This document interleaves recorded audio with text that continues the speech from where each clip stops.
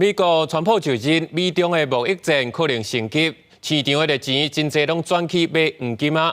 这台湾银行黄金的牌价盘中每公克3040块是创新高。另外，这投资黄金的族群嘛，对过去的50岁降到20岁至40岁左右。 金细细的黄金商品排规排，还有大细底金条、金豆啊，甚至是黄金角，这唔那是商品，嘛是真热门的投资目标。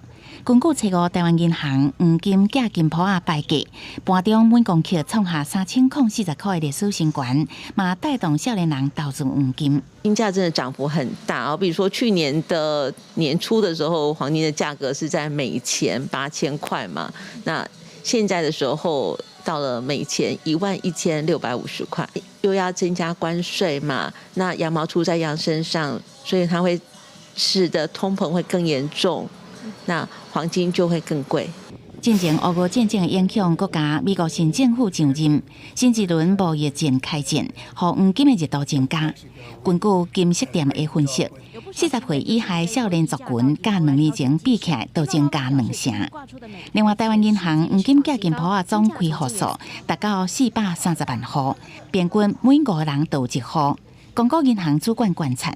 有这个黄金价金铺的少数民众，为较早50至60岁降到20至40岁少年的职员。 其实就是当做一个资产配置的一个部分，因为黄金其实你长期来看，比如说从去年一整年投资到现在为止，你可能会有40% 的一个获利哈，所以今年我大概是10%放在黄金的资产。那今年目前为止呢，以黄金的现货或者是 ETF 来讲，已经有大概9% 的一个投资报酬率。另外，规划中心2015年成立的黄金现货交易平台，最近热度完了大幅度提升。